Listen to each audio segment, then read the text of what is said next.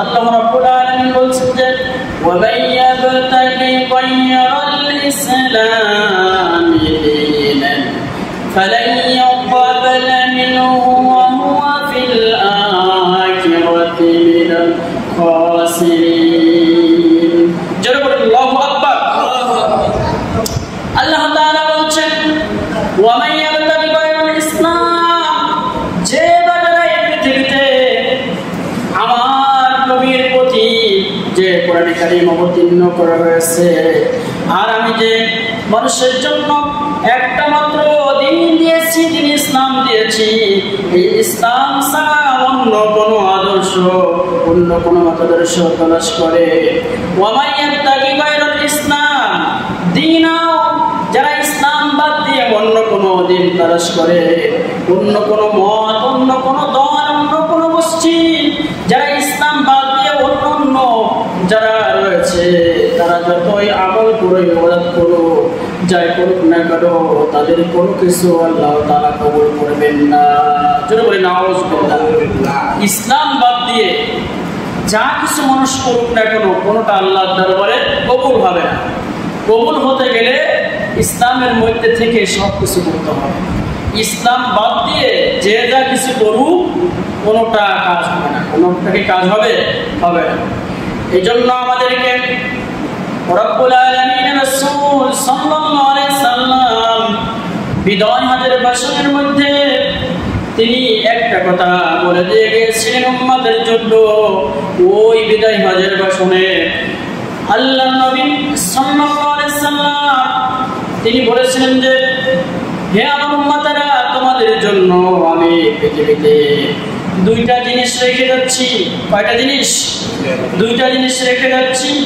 এই দুইটা জিনিস যতক্ষণ পর্যন্ত তোমরা আঁকড়ে ধরতে পারবে, এই দুইটা জিনিস যতক্ষণ পর্যন্ত তোমরা ধারণ করতে পারবে, তোমরা মেনে নিতে পারবে, পৃথিবীতে যখন বিপর্যয়ের সৃষ্টি হবে, মানুষেরা বিভিন্ন বিপদ আপদ বলা মুসিবতে গ্রেফতার থাকবে, তখন যদি তোমাদের কাছে দুইটা জিনিস থাকে, তাহলে পৃথিবীর কোনো শক্তি তোমাদেরকে পরাভূত করতে পারবে না। সেই দুইটা আল্লাহ রাসূল সাল্লাল্লাহু আলাইহি সাল্লাম বলেছিলেন, তারাকতু ফীকুম আমরাইন লাম তাদিল্লু মা তামাসসাকতুম বিহিমা কিতাবাল্লাহি ওয়া সুন্নতি। আল্লাহ রাসূল সাল্লাল্লাহু আলাইহি সাল্লাম বিদায় হজের ভাষণে বলেছিলেন যে, আমি তোমাদের জন্য যে দুইটা জিনিস রাখছি সেটা হচ্ছে আল কোরআন। এক নম্বরে কি? আল কোরআন। আর দুই নম্বরে হচ্ছে হাদিস।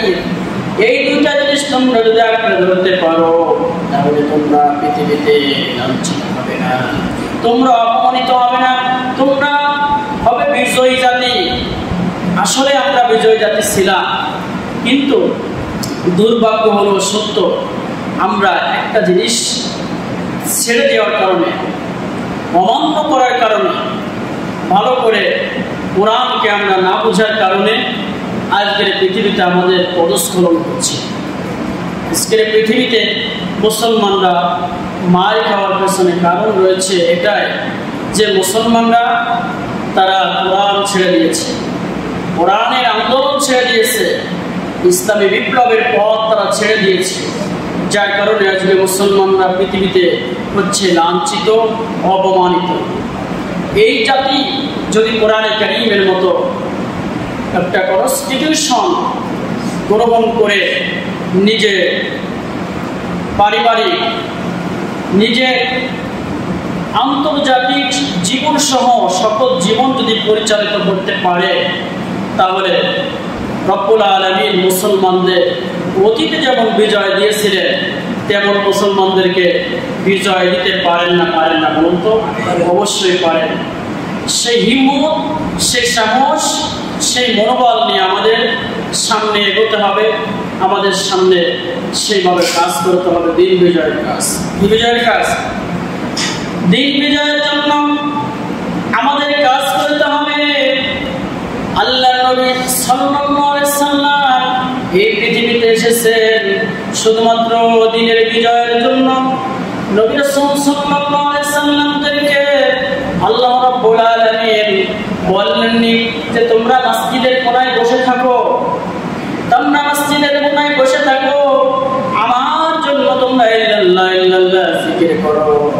সকল সন্তান এই কাজগুলো ত্যাগ করো। এই জন্য নবী রাসূলদেরকে আল্লাহ রাব্বুল আলামিন এই দুনিয়ায় পাঠাননি। রব্বুল আলামিন তার রাসূল সহ যত নবী রাসূল এই পৃথিবীতে দিয়েছিলেন পথ ভোলা মানুষের জন্য, মানুষের হিদায়াত কল্পে যত নবী রাসূল এই পৃথিবীতে এসেছেন তাদের কালেমার দাওয়াত ছিল একটাই দাওয়াত। তারা দাওয়াত দিয়েছিল লা ইলাহা ইল্লাল্লাহ তুফলিহুন। ওহে লোক সকল, তোমরা যদি ইহকালীন, তোমরা যদি পরকালীন, তোমরা যদি রাজনৈতিক, সামাজিক, অর্থনৈতিক, ধর্মীয় সকল দিক এবং বিভাগে যদি ফালা চাও, মুক্তি চাও, যদি পরকালে নাজাত পেতে চাও, তাহলে তোমরা পড়ে নাও লা ইলাহা ইল্লাল্লাহ মুহাম্মাদুর রাসূলুল্লাহ। আল্লাহ রাসূল সাল্লাল্লাহু আলাইহি সাল্লাম তিনি এই দিনের আঞ্জাম নিয়ে পৃথিবীতে আসলেন এবং পৃথিবীর প্রত্যেক মানুষের জন্য তিনি রহমত স্বরূপ এসেছিলেন। অন্যান্য যুগের অন্যান্য নবী রাসূলরা তারা তো একটা কওমের জন্য, একটা গোষ্ঠীর জন্য, একটা এলাকার জন্য নবী হিসেবে পৃথিবীতে এসেছিলেন, কিন্তু আপনার নবী, আমার নবী জনাব মুহাম্মদুর রাসূলুল্লাহ সাল্লাল্লাহু আলাইহি সাল্লাম তিনি কুল কায়নাতের রাসূল, বিশ্বের সকল নবী রাসূলের সেরা রাসূল। আমার নবী, আপনার নবী, জনাব সুবহানাল্লাহ, আমরা সেই সেরা নবীর সেরা উম্মত হিসেবে পৃথিবীতে আসতে পেরেছি। এজন্য রবের দরবারে আরেকবার শুকরিয়া আদায় করি, বলি আলহামদুলিল্লাহ।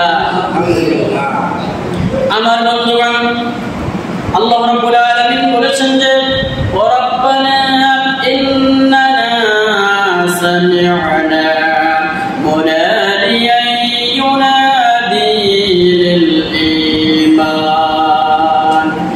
হে আমাদের মালিক, হে আমাদের রব, আমরা এমন একজন রাসূলের নিকট থেকে, আপনার আহ্বানকারী নবী রাসূলের নিকট থেকে এই আহ্বান শুনতে পেয়েছি, কোরআনের দাওয়াত নিয়ে যিনি মানুষের দরবারে এসেছে, পথ ভোলা মানুষের দরবারে আমাদেরকে পথের দিশা দেওয়ার জন্য দাওয়াত দিয়েছেন, আর আমরা সেই দাওয়াত গ্রহণ করেছি।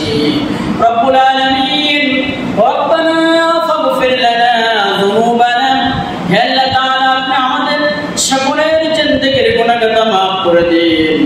আমরা এই স্বীকৃতি দিয়েছি, নবী রাসূল নামের স্বীকৃতি দিয়েছেন রব্বুল আলামিন, আপনি তো আমাদেরকে পৃথিবীতে পাঠিয়েছেন, আমাদের গুনাহগাতা মাফ করে দিন।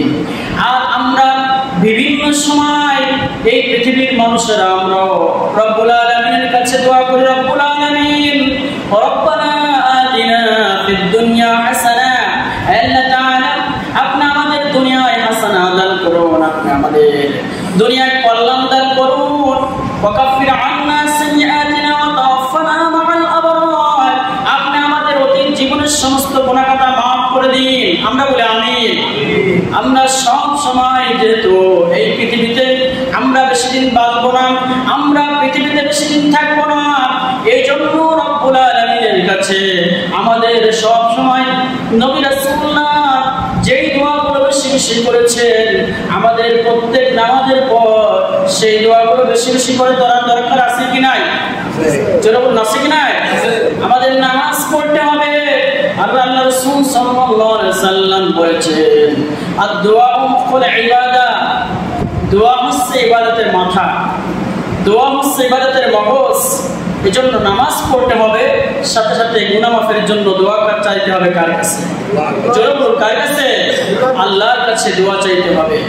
সে আল্লাহ রাব্বুল আলামিন অবশ্যই আপনার দোয়া, আমার দোয়া তিনি কবুল করবেন, আমাদেরকে মাফ করবেন। আমরা বলে আমিন।